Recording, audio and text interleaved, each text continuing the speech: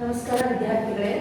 ನಾನು ಹಿಂದಿನ ತರಗತಿಯಲ್ಲಿ 9ನೇ ತರಗತಿಯ ವಿದ್ಯಾರ್ಥಿಗಳಿಗೆ ಬೆಳಗಿನ ತಾಣ ಜೈಪುರ ಎಂಬ ಪಾಠವನ್ನು ಮಾಡುತ್ತಿದ್ದೆ.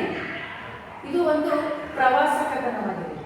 ಪ್ರವಾಸ ಕಥನ ನನ್ನ ಕ್ಲಾಸ್ನಲ್ಲಿ ಹೇಳಿ ಪ್ರಾಯೋಗಿಕ ಅನುಭವವನ್ನು ಅದು ಹೇಗಂದರೆ ಪುಸ್ತಕದಲ್ಲಿ ಅದಕ್ಕೆ ಒಂದು ಗಾದೆ ಮಾತು ಹೇಳಿರ್ತಾನೆ, ದೇಶ ಸುತ್ತಿ ನೋಡು ಕೋಶ ಓದಿ ನೋಡು. ಆ ಗಾದೆ ಮಾತಿನಂತೆ ಏನಪ್ಪ ಅಂದರೆ ಪುಸ್ತಕದಲ್ಲಿ ನಾವು ಓದೋದ್ರಿಂದ ಜ್ಞಾನ ಅಭಿವೃದ್ಧಿ ಆಗ್ತದೆ. ಅದರ ಜೊತೆಗೆ ಪ್ರವಾಸ ಮಾಡೋದ್ರಿಂದ ನಮಗೆ ಹೆಚ್ಚಿನ ಅಂದರೆ ಅದು ಪ್ರತ್ಯಕ್ಷವಾಗಿ ನೋಡೋದ್ರಿಂದ ನಮಗೆ ಹೆಚ್ಚಿನ ಅನುಭವ ಸಿಗ್ತದ. ಆ ಕಲಾಕೃತಿಗಳ ಬಗ್ಗೆ, ಇಂದಿನ ಮಹಾರಾಜರ ಬಗ್ಗೆ ಯಾವುದೇ ರೀತಿಯ ಸ್ಥಳಕ್ಕೆ ಭೇಟಿ ಕೊಟ್ಟರು ನಮ್ಗೆ ಅಲ್ಲಿಯ ಅನುಭವ ಆಗ್ತದ. ಉದಾಹರಣೆಗೆ ಮಲೆನಾಡಿನ ವರ್ಣನೆ ಕಾವ್ಯಗಳಲ್ಲಿ ಓದೋದಕ್ಕಿಂತ ಅಲ್ಲಿ ಹೋಗಿ ಆ ಒಂದು ಮುಸುಕು ಕವಿದಿರುವಂತಹ ವಾತಾವರಣ, ಮಂಚು ಕವಿದಿರುವ ವಾತಾವರಣ, ಬೆಟ್ಟ ಗುಡ್ಡ ಗಿಡ ಕಾಡು, ಆ ಇಬ್ಬನಿಗಳು, ಆ ಬೆಟ್ಟ ಇಳಿಜಾರು ಪ್ರದೇಶವನ್ನು ನಾವು ಸ್ವತಃ ಹೋಗಿ ನೋಡಿದಾಗ ಆ ಒಂದು ಸೌಂದರ್ಯದ ಅನುಭವವನ್ನು ಆಗ್ತದೆ. ಹಾಗಾಗಿ ಪ್ರವಾಸ ಪ್ರಾಯೋಗಿಕ ಅನುಭವವನ್ನು ನೀಡ್ತದೆ ಅಂತ ಹೇಳಿ ಲೇಖಕರು ಹೇಳ್ತಾರೆ. ಇಲ್ಲಿ ಕೆ ಶ್ರೀರಾಮ್ ಕಾರಂತ್ ಅವರು, ಕೋಟಾ ಶ್ರೀರಾಮ್ ಕಾರಂತ್ ಅವರು ಯಕ್ಷಗಾನ ಕಲಾವಿದರು, ಕನ್ನಡದ ಜ್ಞಾನಪೀಠ ಪುರಸ್ಕೃತರು, ಕನ್ನಡದ ಅಗ್ರಗಣ್ಯ ಶ್ರೇಷ್ಠ ಕವಿಗಳಲ್ಲಿ ಲೇಖಕರಲ್ಲಿ ಒಬ್ಬರಾದಂಥ ಶಿವರಾಮ್ ಕಾರಂತ್ ಅವರ ಪರಿಚಯ ಈ ಪಾಠವನ್ನು ಅವರಿಗೆ ಕವಿ ಪರಿಚಯ ಮಾಡ್ಕೊಂಡಿವಿ. ಜೊತೆಗೆ ಪೂರ್ವ ಪ್ರವೇಶ ಭಾಗವನ್ನು ಕೂಡ ನೋಡಿದ್ದೀವಿ. ಶಿವರಾಮ್ ಕಾರಂತ್ ಅವರ ಅಬುವಿಂದ ಬರ್ಮಾಕಿ ಎಂಬ ಪ್ರವಾಸ ಕಥನದಿಂದ ಇಲ್ಲಿ ನಿಮಗೆ ಏನಪ್ಪಾ ಅಂದ್ರೆ ಬೆಳಗಿನ ತಾಣ ಜೈಪುರ ಅವರ ಪ್ರವಾಸ ಕಥನ ಒಂದು ಕೃತಿ, ಅಬುವಿಂದ ಬರ್ಮಾಕಿ ಅನ್ನುವಂಥ ಕೃತಿಯಿಂದ ಬೆಳಗಿನ ಅವರು ಜೈಪುರಕ್ಕೆ ಭೇಟಿ ನೀಡಿದಾಗ ಆಗಿನ ಅನುಭವವನ್ನು ಇಲ್ಲಿ ನೀಡಲಾಗಿದೆ. ಜೈಪುರ ನನ್ನ ಪಾಲಿಗೆ ಹೊಸತಾಗಿರಲಿಲ್ಲ. 15 ವರ್ಷಗಳ ಹಿಂದೊಮ್ಮೆ ಹೋಗಿದ್ದೆ. ಈ ಬಾರಿ ನಾನು ಶ್ರೀಪತಿಯು ರೈಲಿನಿಂದ ಇಳಿದಾಗ ಬೆಳಗಿನ 11 ಗಂಟೆ ಬಿಸಿಲು ಬಡಿಯುತ್ತಿತ್ತು. ನೋಡಿ, ಇಲ್ಲಿ ಕೆ ಶಿವರಾಮ್ ಕಾರಂತ್ ಅವರು ಅವ್ರ ಸ್ನೇಹಿತನಾಗಿರುವಂತ ಶ್ರೀಪತಿಯ ಜೊತೆ ಏನ್ ಮಾಡ್ತಾರೆ ಅಂತಂದ್ರೆ ರಾಜಸ್ಥಾನದ ಜೈಪುರ್ಗೆ ಹೋಗ್ತಾರೆ. ಜೈಪುರ್ಗೆ ಪ್ರವಾಸ ಹೋಗಿರ್ತಾರೆ. ಜೈಪುರ ಅವ್ರ ಪಾಲಿಗೆ ಹೊಸತಾಗಿಲ್ಲ ಅಂದ್ರೆ ಅರ್ಥ ಇದಕ್ಕಿಂತ ಮುಂಚೆ ಅವರು ಜೈಪುರ್ಗೆ ಭೇಟಿ ಕೊಟ್ಟಿದ್ರು. ಜೈಪುರ್ ನನ್ನ ಪಾಲಿಗೆ, ಇಲ್ಲಿ ನನ್ನ ಅಂದ್ರೆ ಲೇಖಕರು ಶಿವರಾಮ್ ಕಾರಂತ್ ಅವರು ಪ್ರವಾಸ ಕಥನವನ್ನು ಬರೀತಾ ಹೇಳ್ತಾ ಇದ್ದಾರೆ.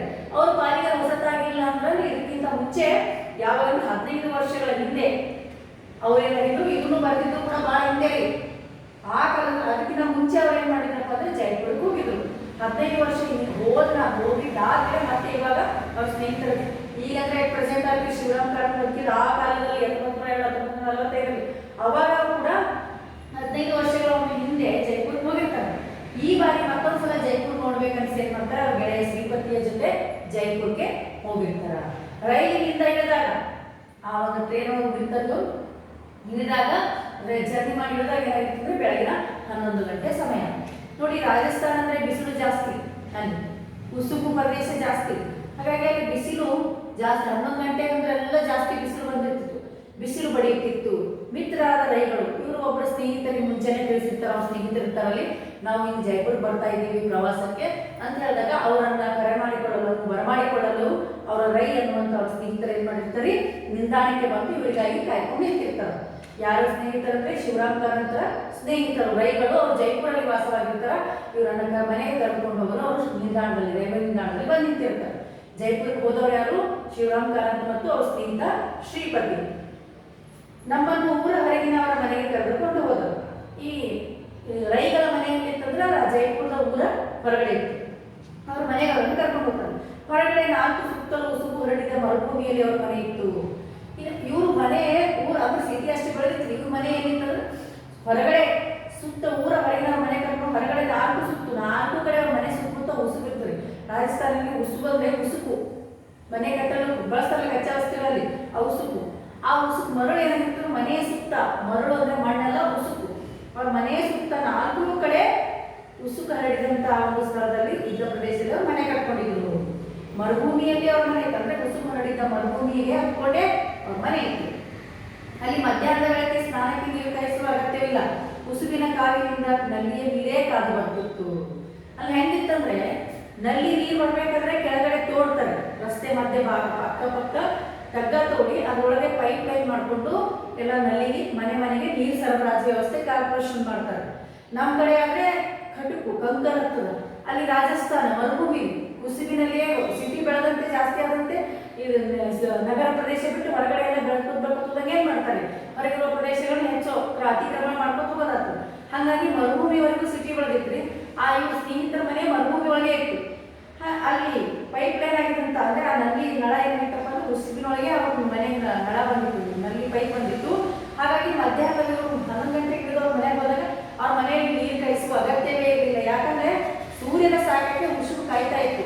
ಉಸುವಿನ ಒಳಗಡೆ ಇರುವಂತ ಪೈಪ್ ಕಾಯ್ದು ಪೈಪಿನ ಒಳಗಿನ ನೀರು ಕೂಡ ನಲ್ಲಿಯಲ್ಲಿ ಕಾಯ್ದ ನೀರೇ ಬರ್ತಾ ಇತ್ತು ಅಂತ ಹೇಳ್ತಾರೆ. ನಾನೇನು ಬಿಸಿ ನೀರು ಸ್ನಾನ ಮಾಡುವ, ಆದ್ರೆ ನನಗೆ ಆದದ್ದು ಶ್ರೀಪತಿಯಾಗಿದೆ. ಲೇಖಕರಿಗೆ ಹತ್ರ ಅವ್ರು ಬಿಸಿ ನೀರು ಸ್ನಾನವನ್ನು ಮಾಡ್ತಾ ಇದ್ರಂತ. ಆದ್ರೆ ಅವ್ರ ಗೆಳೆಯ ಇನ್ನೊಬ್ಬರಿದ್ರು ಶ್ರೀಪತಿ, ಅವ್ರು ತಣ್ಣೀರ ಸ್ನಾನ ಮಾಡೋರು. ಹಾಗಾಗಿ ಶ್ರೀಪತಿ ತಣ್ಣೀರು ಮೀರ್ತಿದ್ದಂದ್ರೆ ಇಲ್ಲಿ ಸ್ನಾನ ಮಾಡ್ತಿದ್ದ, ಲೇಖಕರು ಬಿಸಿ ನೀರು ಸ್ನಾನ ಮಾಡ್ತಾ ಇದ್ರು. ಹಾಗೆ ಹೋದಾಗ ಅವರಿಗೆ ಕಾಯಿಸುವ ಅಗತ್ಯನಿಲ್ಲ, ಯಾಕಂದ್ರೆ ಉಸಿರಿನಲ್ಲಿಯೇ ಕಾಯ್ದ ನೀರು ಉಸಿರಿನ ಪೈಪಿನಲ್ಲಿ ನಲ್ಲಿ ನೀರು ಕಾಯ್ಕೊಂಡೇ ಬರ್ತಾ ಇತ್ತು. ಹಾಗಾಗಿ ಇವ್ರಿಗೆ ಏನೋ ತೊಂದರೆ ಅನಿಸಿಲ್ಲ, ಬಿಸಿ ನೀರು ಸ್ನಾನ ಮಾಡಿದ್ರು. ಆದ್ರೆ ಇವ್ರ ಗೆಳೆಯ ಮಳೆ ಚಳಿ ಯಾವುದೇ ಕಾಲ ಇದ್ರೂ ಕೂಡ ತಣ್ಣೀರು ಸ್ನಾನ ಮಾಡ್ತಾ ಇದ್ರು, ಬಿಸಿ ನೀರು ಸ್ನಾನ ಮಾಡ್ತಾ ಇರಲಿಲ್ಲ. ಹಾಗಾಗಿ ಅವ್ರು ಏನ್ ಮಾಡ್ತಾರಂದ್ರೆ ಕಾದಿದ್ದ ನೀರನ್ನು ಆರಿಸಿ, ಆ ಉಸಿರಿನ ಕಾದಿ ನೀರು ಬರ್ತಾವಲ್ರಿ, ಅವನ್ನ ಆರಿಸಿ ಏನ್ ಮಾಡ್ತಾರ ತಣ್ಣೀರು ಸ್ನಾನ ಮಾಡ್ತಾರ. ನಂತರ ಅವ್ರ ಸ್ನೇಹಿತರ ಮನೆಯಲ್ಲಿ ಊಟ ಮಾಡಿ ಜರ್ನಿ ಮಾಡ್ಕೊಂಡು ಬಂದಿರ್ತಾರೆ ರಾತ್ರಿ ಎಲ್ಲ. ಹಾಗಾಗಿ 1-2 ತಾಸು ವಿಶ್ರಾಂತಿ ಅವ್ರ ಸ್ನೇಹಿತರ ಮನೆಯಲ್ಲಿ ಪಡಿತಾರೆ. ನಮ್ಮ ಮೊದಲ ಕಾರ್ಯಕ್ರಮ ಅಂದ್ರೆ ಅಂಬೇರ. ಜೈಪುರದಲ್ಲಿ ಫೇಮಸ್ ಆಗಿರುವುದಂದ್ರೆ ಆ ಅಂಬೇರದ ಬೆಟ್ಟ. ಅಲ್ಲಿ ಒಂದು ರಾಜರ ಅರಮನೆ ಇದೆ ಅಂಬೇರದ ಮೇಲೆ. ಹಾಗಾಗಿ ಅವ್ರು ಏನ್ ಮಾಡ್ತಾರೆ, ಫಸ್ಟ್ ಮನೆಗೆ ಬರ್ತಾರೆ, ಸ್ನೇಹಿತರ ಮನೆಗೆ ಬಂದು ಸ್ನಾನ ಮಾಡಿ ಊಟ ಮಾಡಿ 1-2 ಇವರು ಸ್ನೇಹಿತರ ಮನೆಯಲ್ಲಿ ಸ್ನಾನ ಮಾಡಿ ಊಟ ಮಾಡ್ಕೊಂಡು ಏನ್ ಮಾಡ್ತಾರೆ, ಅಂಬೇರ ಬೆಟ್ಟ. ಫಸ್ಟ್ ಇವ್ರಿಗೆ ನೋಡ್ಬೇಕಾಗಿದ್ದು ಜೈಪುರದಲ್ಲಿ ಅಂಬೇರದ ಬೆಟ್ಟ. ಊರ ಹೊರಗಿರುವ ನಮ್ಮ ಮಿತ್ರ ಕೈಗಳಿಗೆ ಮೊದಲ ಕಾರ್ಯಕ್ರಮ ಅಂದ್ರೆ ಅಂಬೇರಿಗೆ ಹೋಗೋದು. ಮೊದಲ ಕಾರ್ಯಕ್ರಮ ಅಂದ್ರೆ ಅಂಬೇರ ಬೆಟ್ಟಕ್ಕೆ ಹೋಗ್ಬೇಕಂತ ತಯಾರಾಗ್ತಾರೆ 3 ಜನ. ಊರ ಹೊರಗಿರುವ ನಮ್ಮ ಮಿತ್ರ ರೈಗಳಿಗೆ ಅಂಬೇರಕ್ಕೂ ಜೈಪುರಕ್ಕೂ ನಡುವೆ ಸಿಟಿ ಬಸ್ ನಡೆಯುತ್ತೆ ಎಂದು ಸಹ ಗೊತ್ತಿರಲಿಲ್ಲ. ಇವ್ರ ಮಿತ್ರ ರೈಗಳಿರ್ತಾರಲ್ರಿ, ಅವರು ಊರ್ ಹೊರಗಡೆ ಇರ್ತಾರ. ಆದ್ರೆ ಆ ಊರೊಳಗೆ ಏನ್ ವ್ಯವಸ್ಥೆ ಇತ್ತು ಅಂದ್ರೆ ಜೈಪುರಕ್ಕೂ ಮತ್ತು ಊರಿನ ಆಚೆ ಅಂದ್ರೆ ಅಂಬೇರ ಬೆಟ್ಟ ಇರ್ತಲ್ರಿ, ಅಂಬೇರ ಬೆಟ್ಟ ಮೇಲೆ ದೊಡ್ಡ ಅರಮನೆ ಇತ್ತು ರಾಜರದು. ಆ ಅರಮನೆಗೂ ಆ ಅಂಬೇರ ಬೆಟ್ಟಕ್ಕೂ ಜೈಪುರಕ್ಕೂ ಸಿಟಿ ಬಸ್ ಓಡಾಡ್ತಾವ ಅಂತೇಳಿ ಅವ್ರ ಮಿತ್ರ ರೈಗಳಿಗೆ ಗೊತ್ತೇ ಇರಲಿಲ್ಲ. ಅವ್ರ ರಾಜಸ್ಥಾನ ಜೈಪುರದಲ್ಲಿ ಇದ್ರೂ ಕೂಡ ಅವ್ರಿಗೆ ಆ ವಿಷಯ ಗೊತ್ತಿರಲಿಲ್ಲ. ಹಾಗಾಗಿ ನಾವು ಟಾಂಗವನ್ನು ಗೊತ್ತು ಮಾಡಿಕೊಂಡು ನಗರ ಮಧ್ಯಭಾಗದಿಂದ ಹಾದು ಹೋಗೋದು. ಅಲ್ಲಿ ಇನ್ನೊಂದೇನೋ ವಿಶೇಷತೆ, ಹೆಚ್ಚಿನ ಟಾಂಗಗಳು ಓಡಾಡ್ತಾವೆ. ಹಾಗಾಗಿ ಅವ್ರು ಏನ್ ಮಾಡ್ತಾರೆ, ಟಾಂಗವನ್ನು ತಗೋತಾರೆ.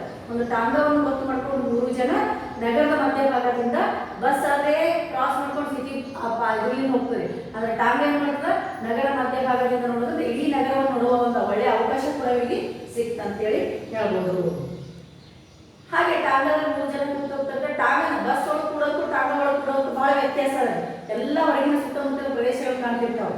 ಜೈಪುರದ ಮುಖ್ಯ ಬೀದಿಗಳು ನನ್ನ ಮನಸ್ಸಿನ ತುಂಬಾ ಪರಿಣಾಮವನ್ನು ಬೀರಿದವು. ಲೇಖಕರು ಏನ್ ಮಾಡ್ತಾರೆ, ಇಡೀ ಜೈಪುರವನ್ನ ನೋಡ್ಕೊಂಡು ಹೋಗ್ತಾರೆ ಟಾಂಗದಲ್ಲಿ. ಅಲ್ಲಿ ಮೇನ್ ರೋಡ್ ಇರ್ತಾವಲ್ಲ, ಮುಖ್ಯ ಬೀದಿಗಳಲ್ಲಿ ಬಹಳ ಒಂದು ಆಸಕ್ತಿ ಉಂಟು ಮಾಡ್ತಾವ, ಬಹಳ ಮನಸ್ಸಿನ ಮೇಲೆ ಒಂದು ಪರಿಣಾಮವನ್ನು ಬೀರ್ತಾವೆ. ಯಾಕಂದ್ರೆ 1 ಶತಮಾನದ ಹಿಂದೆ ಆ ನಗರದ ಬೀದಿಗಳು ನಿರ್ಮಾಣವಾಗಿದ್ದವು. ಬಹಳ ಅಗಲವಾದ ಬೀದಿಗಳು, ನೇರವಾದವು. ನೋಡಿ, 100 ವರ್ಷದ ಹಿಂದೆ ಇವರು ಇದ್ದಕ್ಕಿಂತ ಮುಂಚೆ 100 ವರ್ಷದ ಹಿಂದೆ ಆ ರಸ್ತೆಗಳು ನಿರ್ಮಾಣವಾಗಿದ್ರು ಕೂಡ ಅವ್ರು ಏನ್ ಮಾಡಿದ್ರಪ್ಪ ಅಂದ್ರೆ ತುಂಬಾ ಅಗಲ ಮತ್ತು ನೇರವಾಗಿ ಸ್ಟ್ರೇಟ್ ಆಗಿಂತ ಸ್ಟ್ರೀಟ್ಗಳನ್ನ ಅವರು ನಿರ್ಮಾಣ ಮಾಡಿದ್ರು. ಹಾಗಂದ್ರೆ ಈಗ ಉದಾಹರಣೆಗೆ ಈಗ ಏನ್ ಮಾಡಿರ್ತದ್ರಿ, ಡೆಮಾಲಿಷನ್ ಅಂತ ಇದ್ರೊಳಗೆ ಸರ್ಕಾರ ಏನ್ ಮಾಡಿರ್ತದ, ವಾಹನಗಳ ಜನಸಂಖ್ಯೆ ದಟ್ಟಣೆ ಆದಂತ ಏನ್ ಮಾಡಿರ್ತದ, ರಸ್ತೆಗಳ ಅಗಲೀಕರಣ ನಡೆಸ್ಯಾರ. ಇಲ್ಲಾಂದ್ರೆ ಅಪಘಾತ ಜಾಸ್ತಿ ಆಗುವ ಸಂಬಂಧ ಒಂದು ಈ ಫಸ್ಟ್ ರಸ್ತೆ ನಿರ್ಮಾಣ ಮಾಡುವಾಗಲೇ ನಾವು 2 ಅಂದ್ರೆ ಅಗಲವಾದ ರಸ್ತೆಗಳ ನಿರ್ಮಾಣ ಮಾಡಿದ್ರೆ ಈಗ ಶ್ರಮ ತಪ್ತಾ ಇತ್ತು, ಅಪಘಾತ ಸಂಖ್ಯೆನೂ ಕಡಿಮೆ ಹೋಗೋದು. ಈಗ ಜನ ಬೆಳೆದಂತೆ, ಜನಸಂಖ್ಯೆ ಬೆಳೆದಂತೆ, ವಾಹನಗಳ ಸಂಖ್ಯೆ ಜಾಸ್ತಿ ಆದಂತೆ ಏನ್ ಮಾಡಿರುತ್ತೆ, ನೋಡ್ರಿ ಎಲ್ಲ ಕಡೆ ರಸ್ತೆಗಳನ್ನು ತೋಡೋದು, ಅಗಲೀಕರಣ ಮಾಡೋದು ಎಲ್ಲ ಮಾಡ್ತಾ ಇದ್ದಾರೆ. ಆದ್ರೆ ಜೈಪುರದಲ್ಲಿ ಹಂಗಿರ್ಲಿಲ್ಲ. 100 ವರ್ಷದ ಹಿಂದೆ ತಂತ್ರಜ್ಞಾನ ಹೆಂಗಿತ್ತಪ್ಪ ಅಂದ್ರೆ 100 ವರ್ಷದ ಹಿಂದೆ ರಸ್ತೆಗಳು ನಿರ್ಮಾಣ ಮಾಡಿದ್ರೆ ಇದು ಇಷ್ಟಿಷ್ಟೇ ಒಂದೊಂದೇ ರಸ್ತೆಗಳಿಲ್ಲ, ಅಗಲವಾಗಿದ್ದು ಕೂಡ ಅಲ್ಲಿ ಕ್ರಾಸ್ಗಳಿಂದ ನೇರವಾದ ರಸ್ತೆಗಳು ಅಲ್ಲಿದ್ದವು. ಬಹುದೂರದಿಂದ ಕಾಣಿಸುವ ಅಂಗಡಿ ಮನೆಗಳ ದೇಶೀಯ ವಾಸ್ತು ರಚನೆ ಚೆನ್ನಾಗಿ ಸೋಲಿಸುತ್ತವೆ. ಸ್ಟ್ರೇಟ್ ಆಗಿ ರಸ್ತೆಗಳಿದ್ದಾಗ ದೂರದ ಎಲ್ಲಿ ಮಟ್ಟ ಬೇಕಾದ್ರೆ ನಾವು ನೋಡ್ಬೋದು. ರಸ್ತೆಗಳು ಕ್ರಾಸ್ ಹೀಗೆ ಬಂದು ಹೀಗೆ ಹೊಡ್ಕೊಂಡ್ರೆ ನಮ್ಗೆ ಯಾವುದೇ ರೀತಿಯಾಗಿ ನೋಡೋಕೆ ಏನೋ ಸಾಧ್ಯ ಆಗಲ್ಲ. ಆದ್ರೆ ಜೈಪುರದಲ್ಲಿ ಹೆಂಗಿತ್ತು ಅಂದ್ರೆ ಸ್ಟ್ರೇಟ್ ರಸ್ತೆಗಳು, ಸೀದಾ ನೇರವಾದ ರಸ್ತೆಗಳಿದ್ದು ಅಗಲವಾದದ್ದು. ಹೀಗಾಗಿ ಅವರಿಗೆ ದೂರದಲ್ಲಿ ಏನಿದೆ ಅಂತ ಗೊತ್ತಾಗ್ತದೆ. ಅಂಗಡಿ ಮನೆಗಳು ದೇಶೀಯ ವಾಸ್ತು ರಚನೆ ಚೆನ್ನಾಗಿ ಸೋಲಿಸುತ್ತವೆ. ಅಲ್ಲಿ ಏನಿತ್ತಪ್ಪ ಅಂದ್ರೆ ಇನ್ನು ಭಾರತೀಯ ಸಂಸ್ಕೃತಿ ಶೈಲಿಯನ್ನು ಹೋಲುವಂತ ಮನೆಗಳಾಗಿದ್ದವು. ಭಾರತೀಯ ಸಂಸ್ಕೃತಿ ಮತ್ತು ಶೈಲಿಯನ್ನು ಹೋಲುವಂತ ಮನೆಗಳು. ಇಲ್ಲಿನ ಒಂದೊಂದು ಮನೆಯು ಒಂದೊಂದು ಶೈಲಿಯನ್ನು ಒಂದೊಂದು ದೇಶದಲ್ಲಿ ಕಾಣಿಸುವುದಿಲ್ಲ. ನೀವು ಇಲ್ಲೇ ನೋಡಿ, ಕಲಬುರಗಿಯಲ್ಲಿ ನೋಡಿ, ಬೆಂಗಳೂರಲ್ಲಿ, ಬೇರೆ ಯಾವ ದೇಶದ ನಗರದಲ್ಲಿ ನೋಡಿದ್ರು ಕೂಡ ಡಿಫ್ರೆಂಟ್ ಆದಂತ ಮನೆಗಳನ್ನು ಕಟ್ಟೋದಾಗಿರ್ಬೋದು, ಕಮರ್ಷಿಯಲ್ ಏರಿಯಾಗಳಿರ್ಬೋದು, ಕಮರ್ಷಿಯಲ್ ಕಟ್ಟಡಗಳಾಗಿರ್ಬೋದು, ವ್ಯಾಪಾರ ವಾಣಿಜ್ಯದ ಕಟ್ಟಡಗಳೆಲ್ಲ ಬೇರೆ ಬೇರೆ ದೇಶದ ಶೈಲಿಗಳನ್ನು ಹೊಂದವು. ಆದ್ರೆ ಜೈಪುರ್ಗೆ ಇನ್ನೂ ಕೂಡ ಅಲ್ಲಿ ಯಾಕೆ ಇನ್ನೂ ಪ್ರಸಿದ್ಧ ಅದಪ್ಪ ಅಂದ್ರೆ ಅಲ್ಲಿರುವ ಮನೆಗಳಾಗಿರ್ಬೋದು, ಅಂಗಡಿಗಳಾಗಿರ್ಬೋದು, ಕಟ್ಟಡಗಳಾಗಿರೋ ಹಿಂದಿನ ಕಾಲದ ರೀತಿಯ ಮನೆಗಳು, ಒಂದು ರೀತಿ ಪುರಾತನ ಕಾಲದ ಮನೆಗಳಲ್ಲಿ ದೇಶೀಯ ವಾಸ್ತು ಸಂಸ್ಕೃತಿಯ ಅಂತ ಹೇಳಿ ನಾವು ಹೇಳ್ಬೋದು. ಹಾಗಾಗಿ ಲೇಖಕರು ಏನ್ ಹೇಳ್ತಾರೆ, ಅಲ್ಲಿ ಅಂಗಡಿಗಳು ಮತ್ತು ಮನೆಗಳು ದೇಶೀಯ ವಾಸ್ತು ಕಟ್ಟಡ ರಚನೆ ಹೆಂಗಿತ್ತಂದ್ರ ಭಾರತೀಯ ಸಂಸ್ಕೃತಿಯ ಸಂಸ್ಕೃತಿಯನ್ನು ತೋರಿಸುವಂತ ಮನೆಗಳ ಕಟ್ಟಡ ಇತ್ತು, ಅಂಗಡಿಗಳ ಕಟ್ಟಡ ಇತ್ತು.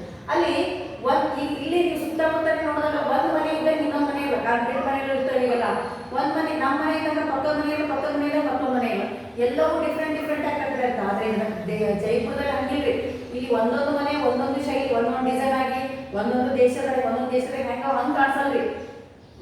ಎಲ್ಲಾ ಮನೆಗಳು ಒಂದೇ ತೆರನಾದಂತ ಭಾರತೀಯ ಅಂದ್ರೆ ದೇಶೀಯ ಸಂಸ್ಕೃತಿಯ ವಾಸ್ತು ರಚನೆಯನ್ನು ಹೊಂದಿರುವಂತ, ಕಟ್ಟಡ ರಚನೆಯನ್ನು ಹೊಂದಿರುವಂತ ಮನೆಗಳನ್ನ, ಅಂಗಡಿಗಳನ್ನ ಅಲ್ಲಿ ಕಾಣಿಸ್ತಾವ. ಆದ್ದರಿಂದಲೇ ನನಗೆ ಅಲ್ಲಿ ಮನೆಗಳು, ಅಲ್ಲಿ ಅಂಗಡಿಗಳು, ಅಲ್ಲಿ ಸಂಸ್ಕೃತಿ ಬಗ್ಗೆ ನನಗೆ ಮೋಹ, ಆಸೆ ಅಂತ ಹೇಳ್ತಾರೆ ಇವರು. ಇಲ್ಲಿನ ಮುಖ್ಯ ಬೀದಿಗಳು ಎಲ್ಲ ಮುಂದೆ ಹೋದಾಗ 4 ಬೀದಿಗಳು ಸಂಧಿಸ್ತಾವ್ರಿ, ಚೌಕ. ಆ ಮುಖ್ಯ ಬೀದಿಗಳು ಸಂಧಿಸುವಲ್ಲಿ ಸುಂದರವಾದಂತಹ ಚೌಕಗಳನ್ನ ಅಲ್ಲಿ ನಿರ್ಮಾಣ ಮಾಡಿದ್ರು. ಕೆಲವೊಂದು ಕಡೆಗಳಲ್ಲಿ ಭವ್ಯವಾದ, ಕೆಲವೊಂದು 4 ರಸ್ತೆ ಕೂಡುವಲ್ಲಿ ಸುಂದರವಾದ ಚೌಕ ಮಾಡಿ ಅಲ್ಲಿ ಒಂಥರ ಹುಲ್ಲುಗಳನ್ನು ನೆಟ್ಟು ಏನ್ ಮಾಡಿದ್ರೆ ಗಾರ್ಡನ್, ಅಂದ್ರೆ 4 ರಸ್ತೆಗಳು ಸೇರುವಲ್ಲಿ ಒಂದು ಸುಂದರವಾದ ಚೌಕ ನಿರ್ಮಾಣ ಮಾಡಿದ್ರು. ಕೆಲವೊಂದು ಕಡೆ ಹಾಗೆ ರಸ್ತೆ ಹೋಗುವ ದೊಡ್ಡ ದೊಡ್ಡ ಮಹಾದ್ವಾರಗಳು ಕೂಡ ಇರ್ತವೆ. ಅಲ್ಲದೆ ಇಷ್ಟಲ್ಲದೇನೆ ಜೈಪುರ ಅಲ್ಲಿ ಕಟ್ಟಡ ರಚನೆ ಗೊತ್ತಾಯ್ತು, ದೇಶೀಯ ಸಂಸ್ಕೃತಿಯನ್ನು ಹೊಂದಿರುವಂತಹ ಕಟ್ಟಡ ರಚನೆ, ನೇರವಾದ ರಸ್ತೆಗಳು, ಅಗಲವಾದ ರಸ್ತೆಗಳಾಗಿದ್ದವು. ಹಾಗೆ ಅದರ ಜೊತೆಗೆ ಜೈಪುರ ಇನ್ನೊಂದು ಪ್ರಸಿದ್ಧ ಏನಪ್ಪ ಅಂದ್ರೆ ಬಣ್ಣಗಾರರ ತವರೂರು.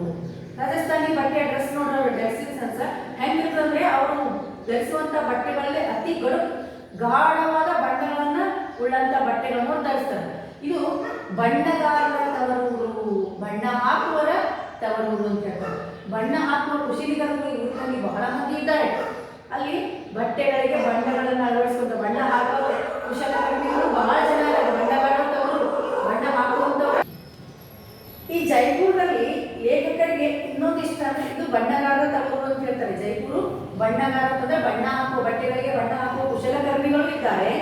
ಜೊತೆಗೆ ಬಣ್ಣದ ಮೇಲೆ ಮೋಹ ಇರುವ, ಅಂದ್ರೆ ಬಣ್ಣವನ್ನು ಹೆಚ್ಚು ಪ್ರೀತಿಸ್ತಾರ ಅಂತ ಏನು, ಅತಿ ಡಾರ್ಕ್ ಕಡುಪು ಬಣ್ಣದ ಬಟ್ಟೆಗಳನ್ನ ಇವರು ಧರಿಸ್ತಾರ. ಗಿಡಗಳ ಜೈಪುರ ಅಂದ್ರೆ ನಾವು ಮನೆ ಹೊತ್ತಲ್ಲಿ ಹೆಚ್ಚಾಗಿ ಮರುಭೂಮಿ ಪ್ರದೇಶ ಇರ್ತದೆ. ಅಲ್ಲಿ ಮಲೆನಾಡು, ಕೊಡಗು, ಉತ್ತರ ಕನ್ನಡ ಈ ಭಾಗದಲ್ಲಿರುವಂತೆ ನಮ್ಮಲ್ಲಿಯೂ ಬಹಳ ಕಡಿಮೆ ಈ ಕಾಡು. ಅದನ್ನು ಕೂಡ ಅಲ್ಲಿ ಹೆಂಗಂದ್ರೆ ಹೆಚ್ಚು ಗಿಡ ಮರಗಳು, ಕಾಡು ತುಂಬಿರುವಂತ, ಹಸಿರು ತುಂಬಿರುವ ಪ್ರದೇಶ ಆಗಿರಲ್ಲ. ಅಲ್ಲಿ ಹೆಚ್ಚಾಗಿ ಏನಂದ್ರೆ ಮರುಭೂಮಿ ಪ್ರದೇಶ ಹೆಚ್ಚು ಹೊಂದಿರೋದ್ರಿಂದ ಸ್ವಲ್ಪ ಪ್ರಾಕೃತಿಕ ಸೌಂದರ್ಯವನ್ನು ಅಲ್ಲಿ ಕಡಿಮೆ ಅಂತಾನೆ ಹೇಳ್ಬೋದು. ಗಿಡ ಮರಗಳು ಇಲ್ಲದ, ಅಲ್ಲಿ ಹೆಚ್ಚಾಗಿ ಕಾಡುಗಳು, ಗಿಡ ಮರಗಳು ಇಲ್ಲದ ಸ್ಥಳದಲ್ಲಿ ವಾಸಿಸುವ ಜನರಿಗೆ ಕಣ್ಣಿನ ತಣಿವು ಹೇಗೆ ಬರಬೇಕು, ಕಣ್ಣಿಗೆ ತಂಪು ಹೇಗೆ ಬರ್ಬೇಕು ಅಂದ್ರೆ, ನಾವು ಎಲ್ಲೋ ಒಂದ್ ಕಡೆ ಆಯಾಸ ಆದಾಗ, ಬೇಸರ ಆದಾಗ, ಕಾಯಿನ ಮಧ್ಯೆ ಹೋಗುತ್ತಾಗ ಆ ನಿಸರ್ಗದ ಸೌಂದರ್ಯದ ಜುಳು ಹರಿಯುವ ನೀರು, ಸುತ್ತಮುತ್ತ ಗಿಡ ಮರ, ಹಕ್ಕಿ ಕಲರವ ಪ್ರಾಣಿ ಪಕ್ಷಿ, ಈ ಒಂದು ನಿಸರ್ಗದಲ್ಲಿ ನಾವು ತನ್ಮಯರಾಗಿ ಕುಳಿತಾಗ ಮನಸ್ಸಿನಲ್ಲಿರೋದು ನೋವಾಗಿರ್ಬೋದು, ದುಃಖ ಇರಲಿಲ್ಲ ಅಂದ್ರೆ ಪ್ರಶಾಂತತೆ, ಮಾನಸಿಕವಾಗಿ ನೆಮ್ಮದಿ ಸಿಗ್ತಂತ ನಿಸರ್ಗದ ಮನೆಯಲ್ಲಿ ಆ ಒಂದು ಕಣ್ಣಿಗೆ ತಣಿವು ಬರ್ತದೆ. ಅಂದ್ರೆ ಆ ಆಯಾಸವೆಲ್ಲ ಪರಿಹಾರ ಆಗಿ ಹೋಗ್ತದೆ. ಆದ್ರೆ ಇದು ರಾಜಸ್ಥಾನ ಜೈಪುರದಲ್ಲಿ ಏನಪ್ಪ ಅಂದ್ರೆ ಆ ಗಿಡ ಮರಗಳಲ್ಲಿ ಇಲ್ಲ ಇವೆ, ಹಂಗಂತ ಪೂರ್ತಿ ಇಲ್ಲ, ಕಡಿಮೆ ಅಂತ ಸ್ಥಳದಲ್ಲಿ ವಾಸಿಸುವ ಜನರಿಗೆ ಕಣ್ಣಿನ ತಂಪು ಹೇಗೆ ಬರಬೇಕು ಹಾಗೆಂದ ಏನೋ ಲೇಖಕರು ಹೇಳ್ತಾರೆ. ಹಂಗಂತೇಳಿ ಅಲ್ಲಿ ಜನ ಏನೋ, ಇಲ್ಲಿನ ಜನರು, ಅದರಲ್ಲಿ ಹೆಂಗಸರು ರಂಗು ರಂಗಿನ ಲಂಗ, ಪೈಜಾಮ, ಸೀರೆ, ರವಕೆ ಮೇಲೆ ಬಿಟ್ಟಿರುವ ಅಭ್ಯಾಸದವರು. ಹಾಗಾಗಿ ಇಲ್ಲಿ ಹೆಂಗಸರು ಅಲ್ಲಿ ಬಟ್ಟೆ ವಿಶೇಷಣೆ ಹೆಂಗಂತಾರೆ, ರಂಗು ರಂಗಿನ ಲಂಗ, ಪೈಜಾಮ, ಸೀರೆ, ರವಕೆ, ಮೇಲುಗೆ, ಈ ರೀತಿ ಬಟ್ಟೆಗಳನ್ನು, ರಾಜಸ್ಥಾನಿ ಬಟ್ಟೆಗಳನ್ನು ನೋಡಿ ಆ ತರದ ಬಣ್ಣದ ಬಟ್ಟೆಗಳನ್ನ ತೊಡ್ತಾರ. ಅದರಲ್ಲಿ ಹೆಚ್ಚಾಗಿ ಆ ಬಣ್ಣದ ಪೈಜಾಮ, ಸೀರೆ ಏನು ತೊಟ್ಕೋತಾರಲ್ಲಿ ಜನ ಮಹಿಳೆಯರು, ಪುರುಷರು ಹೆಂಗಂದ್ರೆ ಪುರುಷರು ಪುರುಷರು ಸುತ್ತಿಕೊಳ್ಳುವಂತ ಮುಂಡಾಸು, ಮಹಿಳೆಯರು ಧರಿಸುವಂತ ಪೈಜಾಮ, ಸೀರೆ, ಅವೆಲ್ಲ ಏನಂತ ಆ ಬಟ್ಟೆಗಳ ಮೇಲೆ ಅದರಲ್ಲಿಯೂ ಕೆಂಪು, ಕಿತ್ತಳೆ, ಹಳದಿ ಅಂದ್ರೆ ಆ ಬಟ್ಟೆಗಳಲ್ಲಿ ಹೆಚ್ಚಾಗಿ ಯಾವ ಬಣ್ಣದ ಬಟ್ಟೆ ಧರಿಸ್ತಾರೆ ಅವರು, ಕೆಂಪು ಕಲರು, ಆರೆಂಜ್, ಕಿತ್ತಳೆ ಮತ್ತು ಹಳದಿ, ಅಂದ್ರೆ ಅಂತ ಡಾರ್ಕ್ ಬಟ್ಟೆಗಳನ್ನ ಧರಿಸ್ತಾರಂತ ಅಲ್ಲಿ ಜನ. ಯಾಕಂದ್ರೆ ಲೇಖಕ ನಾವು ಕಲ್ಪನೆ ಮಾಡ್ಕೋತಾರ ಇಲ್ಲಿ ಸುತ್ತಮುತ್ತ ಪ್ರಾಕೃತಿಕ ಸಂಪತ್ತು ಅಂದ್ರೆ ನಿಸರ್ಗ ಇಲ್ಲೇನೋ ಅಂತ ಹೇಳಿ ಅವ್ರು ಆ ರೀತಿ ಡಾರ್ಕ್ ಬಣ್ಣದ ಕಡುಪು ಬಣ್ಣದ ಬಟ್ಟೆಗಳನ್ನು ಧರಿಸ್ತಾರೇನೋ. ನಿತ್ಯವೂ ಹೋಳಿ ಹುಣ್ಣಿಮೆ ಮಾಡುವರಂತೆ ಬಣ್ಣದ ಚೆಲ್ಲಾಟ ಅವರ ಬಟ್ಟೆಗಳಲ್ಲಿ ಈ ಡಾರ್ಕ್ ಕಡುಪು ಬಣ್ಣದ ಅದರಲ್ಲೂ ಕೆಂಪುಕ್ಕಿಂತ ಹಳದಿ ಬಣ್ಣದ ಬಟ್ಟೆಗಳನ್ನು ಹೆಚ್ಚು ಉಡ್ತಾರ. ಹಾಗಾಗಿ ಎಲ್ಲಿ ನೋಡಿದ್ರು ಅದೇ ಬಣ್ಣ ಕಾಣಿಸಿರ್ತದ ಅಂತ ಡಾರ್ಕ್ ಕಲರ್ ನೋಡಲ್ಲ. ಹೋಳಿ ನಮ್ಮ ಕಡೆ ಹೋಳಿ ಹುಣ್ಣಿಮೆ ಆದಾಗ ಎಲ್ಲರೂ ಮೈಗಳಲ್ಲಿ ಹೆಂಗ ಆ ಬಣ್ಣಗಳಲ್ಲಿ ತೇಸ್ಕೊಂಡಿರ್ತಾರೆ, ಬಟ್ಟೆಗಳಲ್ಲಿ ಬಣ್ಣ ಇರ್ತಾವ. ಹಂಗ ನಿತ್ಯವೂ ಅವರಲ್ಲಿ ಆ ಬಣ್ಣದ ಬಟ್ಟೆಗಳನ್ನು ಧರಿಸುವುದು ನೋಡಿದ್ರೆ ಹೋಳಿ ಹುಣ್ಣಿಮೆ ಮಾಡಿದ ಬಣ್ಣದ ಚೆಲ್ಲಾಟ ಆಡೇನೋ ಅವರ ಬಟ್ಟೆಗಳಲ್ಲಿ ನಮಗ ಕಾಣ್ತದ. ಹಂಗಂತೇಳಿ ಗಂಡಸರು ರಂಗುರಾಯರೇ ಅವರ ಪಂಚೆ ಅಂಗಿಗಳಲ್ಲಿ ರಂಗು ಕಾಣಿಸಲಿದ್ದರು. ಆದರೆ ಅವರ ಅಂಗಿ ಮತ್ತು ಪಂಚೆಗಳಲ್ಲಿ ಬಣ್ಣ ಹಾಕದ ಬಟ್ಟೆಗಳನ್ನು ಉಟ್ಕೊಳ್ಳದೇ ಇದ್ರೂ ಕೂಡ ಮುಂಡಾಸಿನ 30 ಮೊಳಗಳಲ್ಲಿ, ಮುಂಡಾಸ್ ಅಂದ್ರೆ ಪೇಟ ರುಮಾಲ್ ಸುತ್ತಾರೆ, ಎಳ್ಳಿ ಒಳಗೆಲ್ಲ ಸುತ್ತಾರೆ ರುಮಾಲ್, ಆ 30 ಮೊಳದ ರುಮಾಲ್ ಸುತ್ತುಕೊಳ್ಳೋದ್ರಲ್ಲಿ 300 ಬಣ್ಣದಂತಹ ಡಾರ್ಕ್ ಬಣ್ಣದನ್ನ ಬಟ್ಟೆಗಳನ್ನ ಮೇರಿಸಿದ್ರು. ನೀವೆಲ್ಲ ಟಿವಿಯಲ್ಲಿ ಅಲ್ಲಿ ನೋಡಿ ನೀವು ರಾಜಸ್ಥಾನಿಗಳು ಮುಂಡಾಸು ಪೇಟ ಸುತ್ಕೊಂಡು ಒಂಟೆಗಳನ್ನೆಲ್ಲ ಮಗು ಮೇಲೆ ತಗೊಂಡು ತಿರ್ಗಾಡ್ತಿರ್ತಾರೆ. ಹಾಗಾಗಿ ಅವರು ಪೈಜಾಮ ಮತ್ತು ಪಂಚೆ ಮತ್ತು ಅಂಗಿಗಳಲ್ಲಿ ಅಷ್ಟು ಬಣ್ಣ ಹಾಕದೇ ಇದ್ರು, ಅಷ್ಟು ಡಾರ್ಕ್ ಬಣ್ಣದ ಬಟ್ಟೆಗಳನ್ನು ಧರಿಸದೇ ಇದ್ರು ಕೂಡ ಅವರು ಸುತ್ತಕೊಳ್ಳುವಂತ ಪೇಟ ಮುಂಡಾಸಿನಲ್ಲಿ ಅದರಲ್ಲಿಯೋ 300 ಬಣ್ಣವನ್ನು ತಂದು ಹಾಕ್ಯಾರೇನೋ ಅನ್ನೋಷ್ಟು ಡಾರ್ಕ್ ಬಣ್ಣದ ಪೇಟ ಸುತ್ತುತ್ತಾರಂತ. ಸುತ್ತಿನ ಅವರ ದೇಸಿ ಮುಂಡಾಸು ಸುತ್ತುವತ್ತರಲ್ಲಿ ಮುಂಡಾಸು ಅಂದ್ರೆ ರುಮಾಲು ಸುತ್ತಕೊಂಡಾಗ ಆ ದೇಸಿ ಮುಂಡಾಸು ನಮ್ಮ ಭಾರತೀಯ ಸಂಸ್ಕೃತಿಯನ್ನು ಪ್ರತಿನಿಧಿಸುವಂತ ಆ ಮುಂಡಾಸನ್ನು ಚೆನ್ನಾಗಿ ಬಿಡಿದುಕೊಂಡ್ರೆ ನೋಡುವವರಿಗೆ ನಿಜವಾಗ್ಲೂ ಬಲು ಗಂಭೀರವಾಗಿ ಕಾಣಿಸುತ್ತದೆ. ಏನ್ ಹೇಳ್ತಾರಪ್ಪ ಅಂದ್ರೆ ಲೇಖಕರಲ್ಲಿ ಅಲ್ಲಿ ವರ್ಣನೆ ಮಾಡ್ತಾರೆ. ಮುಖ್ಯ ಬೀದಿಗಳು ನೇರವಾಗಿದ್ದವು, ಅಗಲವಾಗಿದ್ದವು, 100 ವರ್ಷದ ಹಿಂದೆ ಕೂಡ ನಿರ್ಮಾಣವಾಗಿದ್ದರೂ ಕೂಡ ಅಷ್ಟೊಂದು ಚೆನ್ನಾಗಿ ಮುಂದಿನ ಒಂದು ಯೋಜನೆ ಹಾಕೊಂಡು ಮಾಡಿದಂತ ರಸ್ತೆಗಳಾಗಿದ್ದವು. ಅಷ್ಟೇ ಅಲ್ಲದೆ ಅಲ್ಲಿ ಮನೆಗಳ ಬಗ್ಗೆ ವರ್ಣನೆ ಮಾಡ್ತಾರೆ. ಜೈಪುರದಲ್ಲೇ ಇರುವಂತಹ ಮನೆಗಳು ದೇಶೀಯ ವಾಸ್ತು ರಚನೆಯನ್ನು ಹೊಂದಿರುವಂತವಾಗಿದ್ದು, ಭಾರತೀಯ ಸಂಸ್ಕೃತಿಯ ರಚನೆ, ಭಾರತೀಯ ಜನರ ಮನೆಗಳು ಯಾವ ರೀತಿ ಭಾರತೀಯ ಸಂಸ್ಕೃತಿಯನ್ನು ಬಿಂಬಿಸುವಂತ ಮನೆಗಳಿದ್ದು ಹೊರತು ಯಾವುದೋ ಒಂದೊಂದು ದೇಶದ ಒಂದೊಂದು ಥರದ ಒಂದೊಂದು ಶೈಲಿ ಮನೆಗಳಲ್ಲಿಲ್ಲ. ಎಲ್ಲವೂ ಭಾರತೀಯ ಸಂಸ್ಕೃತಿ ಪ್ರತಿನಿಧಿಸುವಂತಹ ಮನೆಗಳಾಗಿದ್ದವು. ಜೊತೆಗೆ ಅಲ್ಲಿ ಏನಾಗುತ್ತೆ ಅಂದ್ರೆ ಮುಖ್ಯ ಬೀದಿಗಳಲ್ಲಿ ಚೌಕಗಳು ಇರ್ತಾ ಇದ್ದವು. ಹಾಗೆ ಅಲ್ಲಿ ಜನರು ಅಲ್ಲಿ ಕುಶಲಕರ್ಮಿಗಳು ಕೆಲಸ ಮಾಡೋದ್ರಲ್ಲಿ ಇನ್ನೊಂದು ಪ್ರಮುಖ ಕೆಲಸ ಏನಪ್ಪ ಅಂದ್ರೆ ಬಟ್ಟೆಗಳಿಗೆ ಬಣ್ಣ ಹಾಕುವ ಕೆಲಸ ಕೂಡ ಅಲ್ಲಿ ಕುಶಲಕರ್ಮಿಗಳು ಇದ್ದಾರೆ. ಬಟ್ಟೆಗಳ ಮೇಲೆ ಬಣ್ಣನೂ ಹಾಕ್ತಾರೆ, ಜೊತೆಗೆ ಬಣ್ಣದ ಮೇಲೆ ಮೋಹ ಇರುವ ಜನ ಕೂಡ ಇದ್ದಾರೆ. ಯಾಕೆ ಹಾಕ್ತಾರೆ ಗಿಡ ಮರಗಳ ಇಲ್ಲದ ಸ್ಥಳದಲ್ಲಿ ವಾಸಿಸುವಂತಹ ಜನರಿಗೆ ಬಣ್ಣದ ಮೇಲೆ ಬಹಳ ಪ್ರೀತಿಯದೇನೋ, ಕಣ್ಣಿನ ತನಕ ಹೇಗೆ ಬರ್ಬೇಕಂತೇಳಿ ಅವರು ತೊಡುವ ಬಟ್ಟೆಗಳಲ್ಲಿ ಅತಿ ಕಡುಪು ಬಣ್ಣದ ಬಟ್ಟೆಗಳನ್ನು ತರಿಸ್ತಾರೆ. ಅದು ಹೆಂಗಸರು ರಂಗರಂಗಿನ ಲಂಗ, ಪೈಜಾಮ, ಸೀರೆ, ರವಿಕೆ ಮುಂತಾದವು ತಗೊಂಡ್ರೆ ಅಷ್ಟು ಯಾವುದೇ ಆ ಬಟ್ಟೆಗಳನ್ನು ತಗೊಂಡಾಗ ಆ ಬಟ್ಟೆಗಳಲ್ಲಿ ಹೆಚ್ಚಾಗಿ ಕೆಂಪು, ಕಿತ್ತಳೆ, ಹಳದಿಯನ್ನು ಹೆಚ್ಚು ಅಂತ ಕಲರ್ದ ಬಣ್ಣದ ಬಟ್ಟೆಗಳನ್ನ ಹಾಕೊಳ್ತಾ ಇದ್ರು. ಅವ್ರು ಹಾಕೊಂಡು ಬರ್ತಿರುವ ಬಟ್ಟೆಗಳನ್ನ ನೋಡ್ತಾ ಇದ್ರೆ ಹೋಳಿ ಹುಣ್ಣಿಮೆ ಆಡು ಬಂದರೇನು, ಬಣ್ಣ ಆಡು ಬಂದರೇನು ಅಂತೇಳಿ ನಿತ್ಯವೂ ಹೋಳಿ ಹುಣ್ಣಿಮೆ ಬಣ್ಣದ ಚೆಲ್ಲಾಟ ಆಡುವಂತೆ ಅವ್ರ ಮೇಲಿರೋ ಕಡುಪು ಬಣ್ಣದ ಬಟ್ಟೆಗಳನ್ನ ಧರಿಸ್ತಾ ಇದ್ರು. ಹೆಂಗಸರು ಅಷ್ಟೇ ಅಲ್ಲ, ಗಂಡಸರು ಕೂಡ ರಂಗುರಾಯರೇ ಅವರು ಕೂಡ ಬಣ್ಣವನ್ನು ಅಷ್ಟು ಪ್ರೀತಿಸಿದವರು. ಅವ್ರು ಧರಿಸುವಂತ ಪಂಚೆ ಅಥವಾ ಅಂಗಿಗಳಲ್ಲಿ ಅಷ್ಟೊಂದು ಬಣ್ಣ ಕಾಣಿಸ್ತಾ ಇದ್ರು. ಅವ್ರು ಸುತ್ತುವ ಮುಂಡಾಸು, ಆ ಪೇಟೆ ಇದ್ದಂತೆ ತಲೆ ಮೇಲೆ ಸುತ್ತುವ ರುಮಾಲಲ್ಲಿ 330 ಮೊಳದ ರುಮಾಲ್ ಸುತ್ತಾ ಇದ್ರು ತಲೆ ಮೇಲೆ. ಅದರಲ್ಲಿ 300 ಬಣ್ಣಗಳು ಹಾಕಿರುವಷ್ಟು ಕಡುಪು ಬಣ್ಣದ ರುಮಾಲನ್ನ ಸುತ್ಕೊತಾ ಇದ್ರು. ಸುತ್ತಿನ ಒಂದು ಸುತ್ಕೊಂಡು ಬಿಗಿದಾಗ ಆ ಮುಂಡಾಸು ಚೆನ್ನಾಗಿ ಬಿಗಿದುಕೊಂಡಾಗ ಅಲ್ಲಿ ಗಂಭೀರತೆಯನ್ನು ಕೂಡ ಕಾಣಿಸುತ್ತದೆ. ಹೀಗೆ ಇದನ್ನೆಲ್ಲ ನೋಡ್ಕೊಂಡು ನಾವು ನಗರವನ್ನು ಕಳೆದು ಸುಂದರವಾದ ರಸ್ತೆಗಳನ್ನು ಇದು ಉನ್ನತ ಬೆಟ್ಟಗಳ ಅಭಿಮುಖವಾಗಿ ಹೊರಟೆವು. ಈಗ ಲೇಖಕರು ಸಿಟಿಯನ್ನು ನೋಡ್ಕೊಂಡು ಹೋಗ್ಬೇಕಾದ್ರೆ ಸುಂದರವಾದ ರಸ್ತೆಗಳು ದಾಟಿ ಉನ್ನತ ಅಂದ್ರೆ ದೊಡ್ಡ ಎತ್ತರ ಬೆಟ್ಟಗಳಿಗೆ ಅಭಿಮುಖ ಅಂದ್ರೆ ಬೆಟ್ಟದ ಕಡೆ ಮುಖ ಮಾಡ್ಕೊಂಡು, ವಿಮುಖ ಅಂದ್ರೆ ಹಿಂಗಾಗ್ತಾರೆ ಉಲ್ಟ, ಅಭಿಮುಖ ಅಂದ್ರೆ ಹಿಂಗ್ ಬೆಟ್ಟ, ಅದು ಬೆಟ್ಟದ ಕಡೆ ಮುಖ ಮಾಡ್ಕೊಂಡು ಅಂದ್ರೆ ಬೆಟ್ಟದ ಕಡೆ ಹೋಗ್ತಾ ಹೊಂಟು.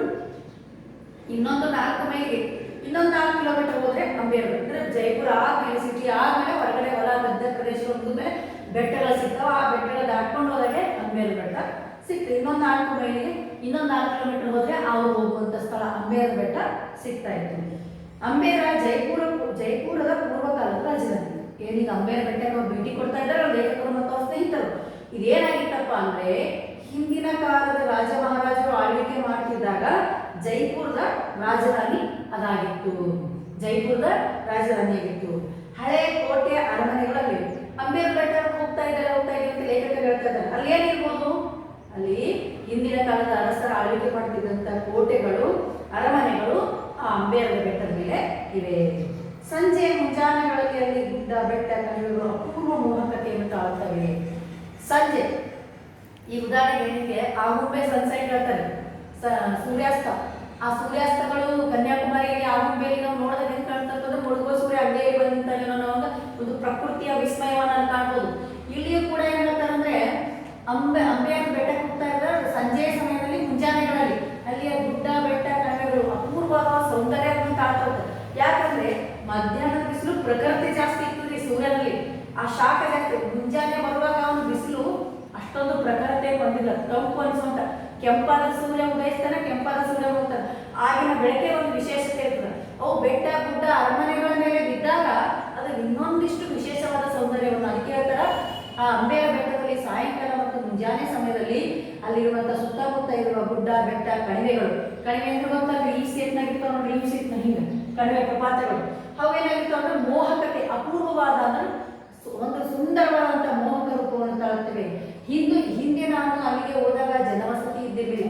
ಲೇಖಕರ ಪಾಠ ಸ್ಟಾರ್ಟ್ ಆಗುವಾಗ ಹೇಳ್ತಾರೆ ಏನಂತೇಳಿ, ಹಿಂದೆ 15 ವರ್ಷ ಹಿಂದೆ ಹೋದಾಗ ಜೈಪುರ ಬೆಟ್ಟಿಗುಡ್ಡವನ್ನು ಅಂಬೇರಕ್ಕೆ ಹೋಗಿರ್ತಾರೆ.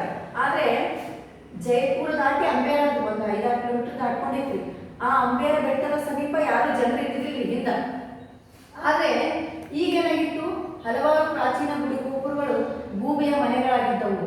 ಹಿಂದಿನ ಕಾಲದಾಗ ಏನಾಗಿತ್ತಪ್ಪ, ಇವರು 15 ವರ್ಷ ಹಿಂದೆ ಭೇಟಿ ಕೊಟ್ಟಾಗ ಆ ಅಂಬೇರ ಬೆಟ್ಟ ಸುತ್ತಮುತ್ತ ಗುಡಿ ಗೋಪುರ ಏನೇನೋ ಇದ್ವಲ್ಲ ಅದರೊಳಗೆಲ್ಲ ಗೂಬೆಗಳು ವಾಸ ಮಾಡ್ತಾ ಇದ್ವು. 15 ವರ್ಷ ಹಿಂದೆ ಇವ್ರು ಭೇಟಿ ಕೊಟ್ಟಾಗ ಅಂಬೇರದ ಸಮೀಪ ಏನು ಗುಡಿ ಗೋಪುರ ಸುತ್ತಮುತ್ತ ಇದ್ವಲ್ಲ ಅಲ್ಲಿ ಏನಾಗಿತ್ತಪ್ಪ ಅಂದ್ರೆ ಗೂಬೆಗಳು ವಾಸ ಮಾಡ್ತಿದ್ರು. ಯಾವ ಜನವಸತಿನೂ ಇರಲಿಲ್ಲ. ಆದ್ರೆ ಈಗಾಗಿಲ್ಲ, ನೂರಾರು ಸಿಂಧಿ ಜನಾಂಗದ ಕುಟುಂಬಗಳು ಅಲ್ಲಿ ಮನೆ ಮಾಡಿಕೊಂಡು ಇದ್ರು. ಅಂಬೇರದ ಬುಡದಲ್ಲಿ ಒಂದು ಪುಟ್ಟ ಕೆರೆ ಇದೆ. ಅಂಬೇರದ ಬೆಟ್ಟ ಒಂದು ದೊಡ್ಡ ಬೆಟ್ಟ, ಬೆಟ್ಟದ ಮೇಲೆ ಅರಮನೆ ಕೋಟೆ ಇದೆ. ಆ ಅರಮನೆ ಕೋಟೆ ಹೋಗಿಂತ ಮುಂಚೆ ಬೆಟ್ಟದ ಬುಡದಲ್ಲಿ ಒಂದು ಸಣ್ಣ ಕೆರೆ ಇದೆ. ಕೆರೆಯ ನೋಟ ಸುಂದರವಾದ ನೋಟ. ಅಲ್ಲಿ ಒಂದು ಕೆರೆಯನ್ನು ಇಟ್ಟಿದ್ರು. ಅಂದ್ರೆ ಅಂಬೇರಕ್ಕೆ ಹೋದ್ರು, ಅಂಬೇರದ ಸಮೀಪ ಸುತ್ತಮುತ್ತ ಗುಡಿ ಗೋಪುರಗಳಲ್ಲಿ ನೂರಾರು ಸಿಂಧಿ ಜನಾಂಗದ ಜನರು ಕುಟುಂಬ ಕಟ್ಕೊಂಡು ಅಲ್ಲಿ ವಾಸ ಮಾಡ್ತಾ ಇದ್ರು. ಇವ್ರು 15 ವರ್ಷ ಹಿಂದೆ ಹೋದಾಗ ಅಲ್ಲಿ ಯಾವ ಜನವಸತಿ ಇರಲಿಲ್ಲ. ಈಗ ಸ್ವಲ್ಪ ಜನವಸತಿ ಅಲ್ಲಿ ನೆಲೆಸಿತ್ತು. ಹಾಗೆ ಅವರು ಅಂಬೇರದ ಬೆಟ್ಟದ ಮೇಲೆ ಕೋಟೆ ಮತ್ತು ಅರಮನೆಗಳಿದ್ವು. ಅದನ್ನ ನೋಡೋಕ್ಕಿಂತ ಮುಂಚೆ ಕೆಳಗಡೆ ಹೇಳ್ತಾರೆ ಅವ್ರು ಏನಿತ್ತಂದ್ರೆ ಒಂದು ಪುಟ್ಟ ಕೆರೆ ಇತ್ತು. ಕೆರೆಯನ್ನ ಅತ್ಯಂತ ಸುಂದರವಾಗಿ ಒಂದು ಹೂದೋಟ ತರ ಮಾಡಲಾಗಿತ್ತು. ವಿದ್ಯಾರ್ಥಿಗಳೇ, ಇದು ಜೈಪುರ ಬೆಳಗಿನ ಕಾಲ ಜೈಪುರದ ಗದ್ಯವನ್ನು ಇಲ್ಲಿವರೆಗೆ ಹೇಳಿದ್ದೇನೆ. ಉಳಿದದನ್ನ ನಾಳೆ ಅವರು ಅಂಬೇರ ಬೆಟ್ಟ ಹೋದಾಗ ಅಲ್ಲಿ ಅರಮನೆ ಮತ್ತು ಅದರ ಕೋಟೆಯ ವೈಭವವನ್ನು ಹೇಗೆ ವರ್ಣಿಸ್ತಾರೆ ಅಂತೇಳಿ ಮುಂದಿನ ಗದ್ಯದಲ್ಲಿ ಕಂಟಿನ್ಯೂ ಮಾಡೋಣ.